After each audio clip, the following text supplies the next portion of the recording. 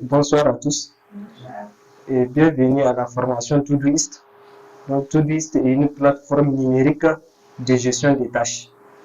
Donc sans trop tarder, on va commencer à explorer le diapo.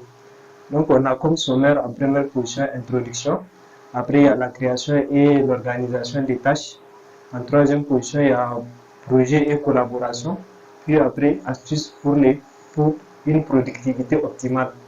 Après, il y aura des exercices pratiques, questions-réponses et après la conclusion.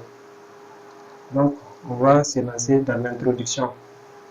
Donc, introduction, c'est juste pour vous dire que la planification des tâches est vraiment la clé de la réussite de tout projet. Donc, peu importe la difficulté et la complexité du projet, tant qu'il est bien ordonné et bien planifié, c'est comme si c'est de l'eau à boire. Successivement, étape par étape, ne pas voir l'objectif final, mais de voir le parcours, les tâches, les petites tâches qu'on va éliminer avant d'atteindre le projet. Comme ça peut aller rapidement. Donc, l'objectif de la formation, c'est vraiment faire en sorte qu'au sein de FAIDA Consulting, on puisse avoir une organisation efficace des tâches et apprendre à collaborer efficacement aussi. Donc, maintenant, qu'est-ce que c'est que Todoist? Todoist, déjà, ça existait depuis longtemps, les planifications des tâches. Mais c'est que maintenant, dans l'ère du numérique, on numérise tout ce qui est à l'époque avec les outils informatiques. Donc, au début, c'était avec ces genres de trucs-là. Même là-bas, il y en a ça. On prend, on note et il y a des tableaux. On accroche. Mais l'inconvénient de la méthode archaïque, comme cette méthode-là, c'est que si on accroche, peut-être qu'ils vont disparaître. Et puis, on n'aura pas la chance de partir là où on veut et consulter nos tâches avec. La personne va prendre soit photo et partir peut-être encore avant de retrouver ça. Il va prendre du temps ou bien même il va prendre le papier pour partir à la maison. Peut-être même avant de rentrer à la maison, il va jeter le papier et il ne sait même pas là où ça s'est passé. Donc, l'avantage de Todoist, lui, c'est numérique. Peu importe là où on est, on aura notre tâche. Et on peut encore organiser nos tâches avec quelqu'un peut-être qui est aux États-Unis, en France, ou Tunisie, peu importe dans le monde, on peut lui attribuer son tâche et il peut l'exécuter. Donc, c'est ça vraiment l'avantage de Todoist. Donc, et puis encore, lui, Todoist, vraiment, il est multiplateforme. Ceux qui l'ont développé ont fait en sorte que peu importe l'outil que vous avez, tant que c'est une machine, vous pouvez consulter vos tâches. Il s'agit du téléphone, d'un ordinateur ou même d'une montre connectée parce que même avec ma montre, j'arrive à défiler mes tâches. Et quand on m'envoie une tâche, ça sort ici. Donc vraiment, c'est un outil qui, peu importe la plateforme, vous pouvez consulter vos tâches. Et puis, c'est facilement accessible, quoi. Pas besoin de faire des installations, surtout la partie web. Dès que vous venez vous connecter, voilà vos tâches. Vous pouvez les exécuter, les trier, les arranger et les ordonner comme vous voulez. C'est ça vraiment qui fait sa puissance par rapport à ses concurrents, quoi. D'autres, ils ne sont pas multiplateformes, quoi. C'est bon. Donc, c'est ça. Et puis, c'est vraiment une application très moderne parce qu'elle a une intelligence artificielle aussi intégrée. Et puis, il y a aussi l'algorithme de reconnaissance des mots-clés par le langage naturel. Tu peux dire d'attribuer tâche à telle personne ou bien chaque jour je vais faire ça, elle va comprendre et planifier la tâche pour toi, pour la personne, de façon générale. Donc aussi la collaboration, vous pouvez créer une équipe, attribuer des rôles à chaque membre d'équipe et tout ça. Et encore suivi des progrès, c'est ça même qui est très important. Vous allez voir en fonction de vos projets, vous êtes à quel niveau. Vous allez vous fixer des objectifs à atteindre et vous pouvez savoir vous êtes à quel niveau de progression. Maintenant, on va commencer à explorer un peu l'application.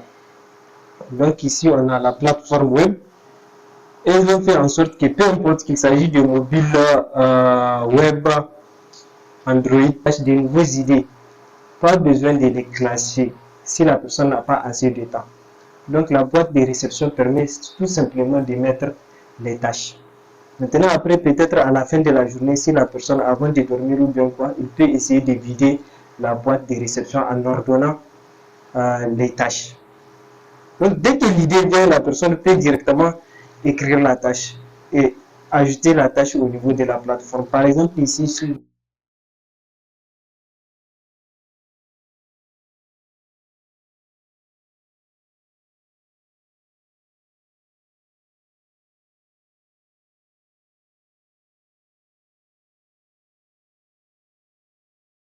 d'une vidéo, par exemple, comme ça, et j'ajoute. Donc, durant toute la journée, à chaque fois, surtout avec l'application mobile, on peut directement mettre les tâches. Pas besoin de se casser la tête pour dire que telle tâche va être sur tel projet ou bien va être attribuée à telle personne. On peut directement, à chaque fois, si les idées viennent, on les met dans boîte de réception. D'où la création de cette place. Et elle est toujours en première position. Donc, c'est juste pour mettre les idées. Maintenant, après, Todoist permet déjà de planifier même les projets personnels ou bien professionnels. Donc ici, quand on voit mes projets, ça ce sont un peu mes projets personnels. Donc ces projets-là, je ne partage pas ça avec Faida ni avec Ninotech. Mais si on vient ici, voilà l'équipe qu'on a créée, Faida Consulting.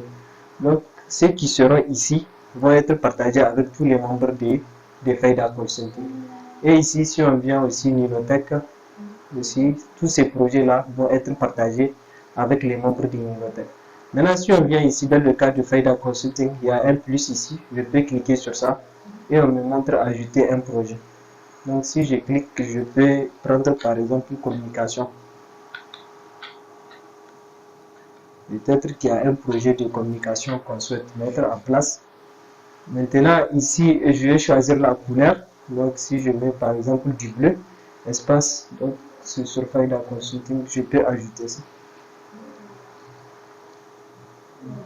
Donc, on a créé le projet de communication de l'équipe Faida Consulting. C'est bon? Parce que déjà, on a un projet ici, communication, n'est-ce pas? Donc, maintenant, ici, les tâches que j'ai créées qui sont au niveau de la boîte de réception ici, je peux faire soit je glisse et je mets ça dans le projet comme ça, direct. Vous avez vu? Ça, c'est avec, je peux mettre ça directement ici, communication, et ça va rentrer dedans. Ou bien, je peux cliquer ici, modifier. Donc, quand je clique sur modifier, je peux mettre la date d'échéance. Donc, pour cette tâche-là, je peux mettre, par exemple, ça doit être fait le dimanche. C'est bon? Donc, je peux choisir la priorité de la tâche.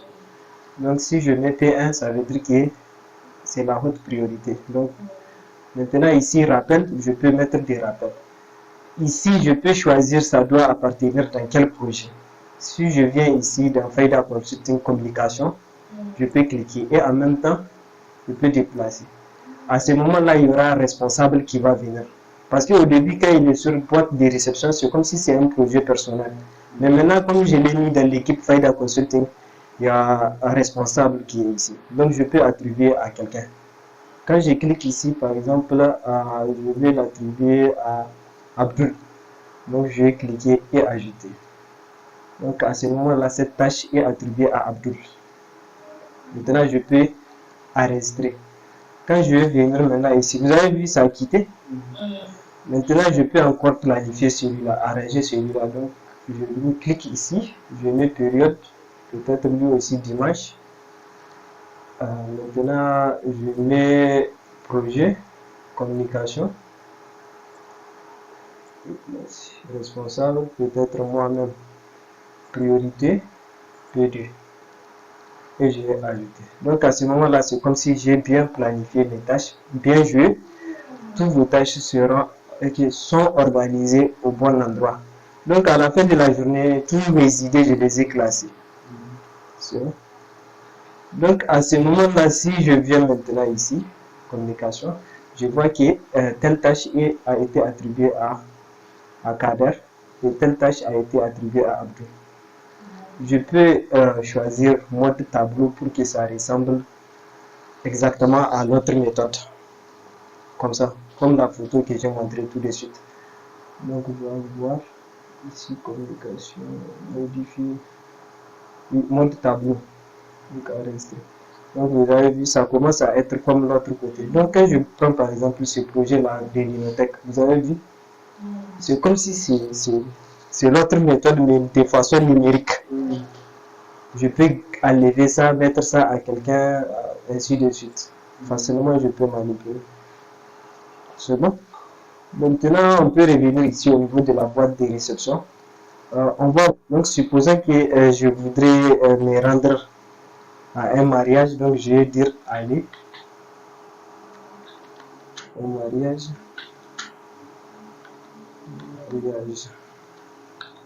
de Noma Mehdi. Donc, il faut remarquer ici, c'est samedi. Automatiquement, il a reconnu c'est samedi, il a planifié ça le samedi. Vous avez compris? Donc, je peux parler en langage naturel, lui, automatiquement, il s'en charge de faire ça.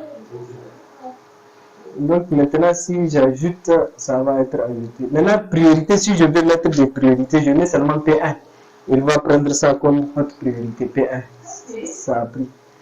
Maintenant, par exemple, si je mets le projet, si je veux que ça soit sur le projet communication, je vais seulement mettre un gaz et il va me proposer les projets. Je mets communication sur Faïda Consulting. Donc, quand je clique, automatiquement, il planifie ça aussi. Maintenant, si je veux ajouter quelqu'un comme celui qui va faire la tâche, je mets plus et il me propose les membres de Faïda Consulting. Je choisis moi et j'ajoute.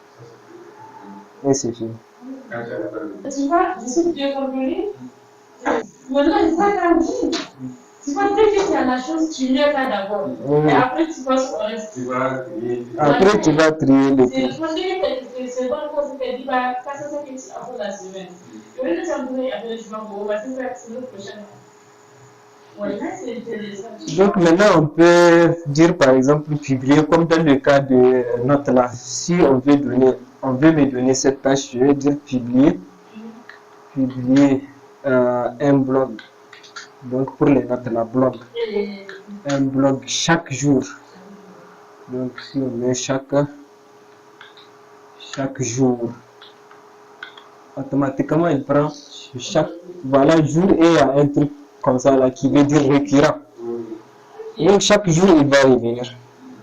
Et je dois cocher pour dire que j'ai fait ça pour aujourd'hui, et ainsi de suite. Maintenant, sur le projet communication, donc je dois mettre un gaz. Je mets gaz. Et je commence à écrire communication, il va me proposer ça. Maintenant, je mets plus pour dire que c'est moi-même. Donc, et puis je valide. C'est bon. Il sera déjà, quand je vais venir, communication. Voilà, un peu ce que je veux.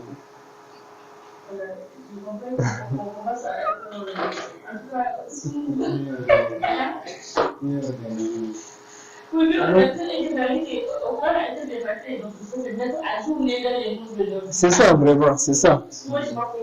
Parce que jusqu'à présent, d'autres font toujours les trucs là. Or que ça, c'est plus facile.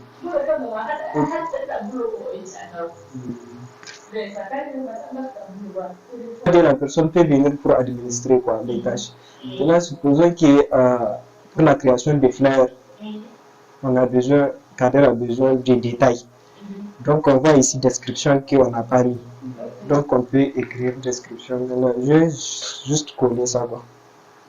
Mais normalement on doit écrire ça directement. Donc là j'aurai plus de détails pour faire cette tâche là. Parce qu'on m'a donné une description quoi, de la tâche. Donc on m'a un peu simplifié la tâche parce que maintenant si je clique, je vais voir ça. Et je vais me baser de ces informations là pour. Donc après ça ici, il y a aussi si on veut augmenter par exemple des données. Par exemple, il y a un modèle de fleurs que je dois m'inspirer de ça pour faire celui-là. Donc ici, ça me demande de prendre quoi, quelque chose. Et donner des commentaires. Dans ses suggestions par rapport à la tâche. Donc la personne peut écrire ce qu'il veut comme commentaire. Et après, il peut joindre soit audio, fichier joindre tout ce qu'il veut. Donc, il va joindre seulement. Donc, il y a même, comment dirais-je, un cloud dédié à ça. Donc, tous les données qu'on met seront stockées dans le cloud de FIDA Consulting. Donc, on peut rentrer, prendre ça dedans. Donc, eux, on envoie. C'est ça. On va rester. Commenter. Quelqu'un peut venir répondre à ce que Kader a dit, ainsi de suite. On peut échanger sur cette tâche-là. Voilà. Maintenant, ici, si on vient, prochainement. Prochainement, c'est comme si c'est un calendrier, quoi, de façon générale, avec les tâches. Donc, on voit aujourd'hui, s'il y a beaucoup, ils vont venir tous ici. Donc, aujourd'hui, voilà, je dois publier un blog. Demain, il n'y a rien à faire. Le samedi, le dimanche, il y a des tâches. Samedi, il n'y a rien. Ça, prochainement, ça montre tout ce qu'on va faire selon les jours. C'est bon. Si on souhaite changer, par exemple, on veut amener ça là, le dimanche, on peut faire comme ça. Demain, on glisse. C'est bon. Si on veut encore le reporter pour un autre jour, on peut l'amener, ainsi de suite. Si on veut ajouter, on peut directement cliquer ici pour ajouter.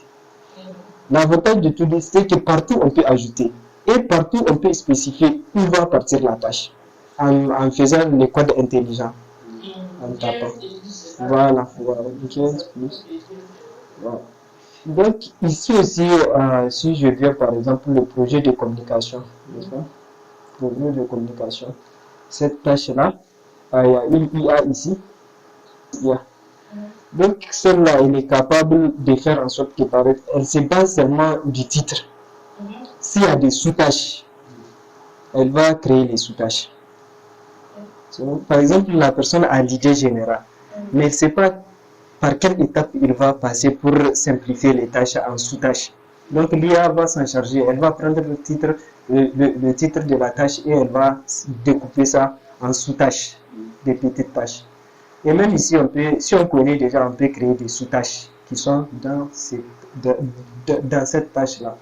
On peut sous-tâche 1, S1, par exemple, là, on ajoute. Ainsi de suite, sous-tâche 2, sous-tâche 3. Ça veut dire que ça, là, ce sont des petites tâches de cette tâche-là. À la fin, si on finit les sous-tâches, on coche celui-là. C'est fini. Voilà. Donc, après, prochainement, on a les filtres et les filtres et les tags. Les filtres, ce sont des requêtes. Si la personne, il y a un langage que la personne fait pour coder ça. Mais de base, déjà, il y a ces filtres-là qui sont de base là. Par exemple, si on veut créer un filtre pour savoir toutes les tâches que Noma a effectuées durant la semaine, on peut les créer. Là, c'est un langage qui doit réserver pour ça. Là, la personne va coder. Donc, on le met dedans et c'est fini. En cliquant, il va montrer toutes les tâches que Noma a effectuées cette semaine-là. Mais les filtres de base sont pour aujourd'hui. On peut voir toutes les tâches qui ont été planifiées pour aujourd'hui. Après, on peut encore voir les tâches de haute priorité. Les tâches, donc ici, ce sont mes tâches personnelles. Ici, ce sont les tâches que je dois accomplir demain. Donc, quand je clique à aller au mariage de Noma. Ici, les tags vont permettre de comprendre quoi. Comme genre, si la tâche elle est en cours, en attente et tout ça. Donc ici, si je clique, on va voir les tâches qui sont en attente. Oui, maintenant, si je viens par exemple les tâches que j'ai effectuées dans communication, on suppose que ça, il est en attente, donc je peux les taguer comme étant en attente ici, plus, et je le mets en attente. S'il est en cours, je le mets en cours. Si il faut de la connexion, on peut mettre en hebdomadaire, on peut le catégoriser comme une tâche hebdomadaire, ainsi de suite. Ça, c'est à la personne même de les créer, quoi. On peut les ajouter. Donc, en fonction de ça, Greny, c'est comme si c'est une tâche extrêmement difficile, quoi. Donc, déjà, en développement personnel, on dit de manger la Greny d'abord. Comme si quand tu manges la Greny dès la matinée, ça veut dire que tout ce qui reste là, tu peux les supporter parce que tu as déjà mangé le plus pire, quoi. peux catégoriser ces tâches-là. Donc, du coup, dès la matinée, si tu te sens en pleine énergie, tu vas essayer de prendre même une grenouille comme ça, tu manges ça, ça veut dire que la suite ne sera pas plus difficile, quoi. C'est ça l'objectif. Donc, de la manière dont la personne veut, peut, mais ça, là, on ne partage pas ça ensemble, c'est à la personne lui-même de taguer ses tâches pour...